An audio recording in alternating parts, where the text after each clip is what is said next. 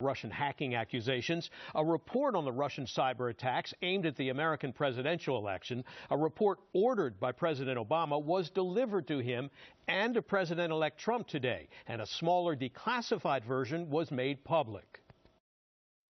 The 25-page report doesn't mince words, stating directly that Russian President Vladimir Putin ordered a covert cyber campaign in 2016 aimed at Hillary Clinton, against whom Putin had a grudge. He blamed her for inciting protests in Russia against his government in 2011. Clinton was Secretary of State at the time. Putin's payback attack was multifaceted misinformation warfare that included Twitter propaganda and fake news, and the hacks of state and local election boards and the Democratic National Committee. The report says we also assessed Putin and the Russian government aspired to help President-elect Trump's election chances when possible by discrediting Secretary Clinton and publicly contrasting her unfavorably to him. The classified version detailed intercepts of Russian officials congratulating each other on the Trump victory, and it identified the Russian actors who gave stolen data from Democratic officials to WikiLeaks for release. CBS News reports investigators noted WikiLeaks founder Julian Assange, who received and distributed the stolen material in dribs and drabs, met with an executive from RT in 2013. That's a Russian network that airs in the U.S. And Assange has reportedly collaborated with RT several times since. When Trump won the Republican nomination, intelligence officials believe Putin clearly favored him over Hillary Clinton and undertook the clandestine campaign to increase his chances of winning.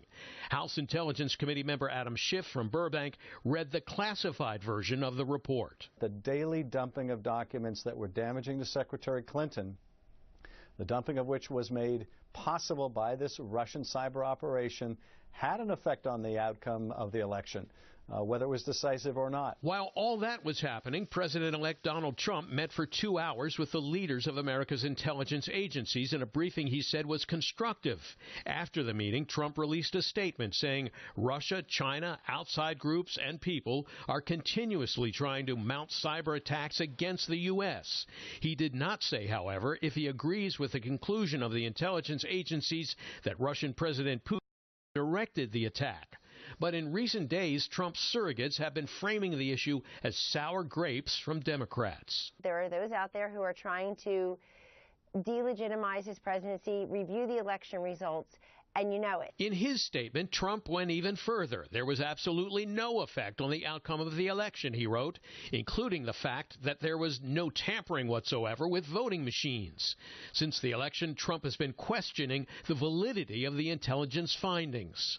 They have no idea if it's Russia or China or somebody. It could be somebody sitting in a bed someplace. He needs to acknowledge that the Russians did this. It wasn't China. It wasn't some 400-pound guy, and that he's willing to work with Congress to fight back. Vice President-elect Mike Pence attended the Trump briefing with the intelligence agency leaders. The President-elect has made it very clear that we're going to take aggressive action in the early days of our new administration to combat cyber attacks and protect the security of the American people from this type of intrusion. And tonight, Mr. Trump is back on Twitter. An hour ago, he tweeted, "Gross negligence by the Democratic National Committee allowed hacking to take place. The Republican National Committee had strong defense."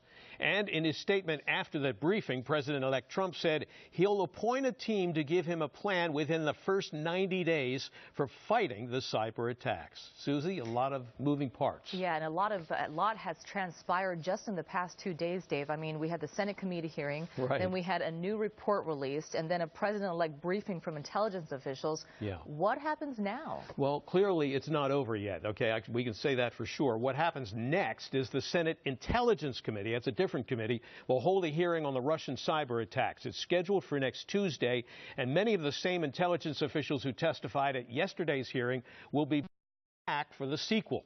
And it appears the Democrats and some Republicans will continue to push the president-elect to acknowledge that the Russians are to blame for this. His tweet tonight notwithstanding, even as Trump continues to insist that the cyber attacks had no impact on the election.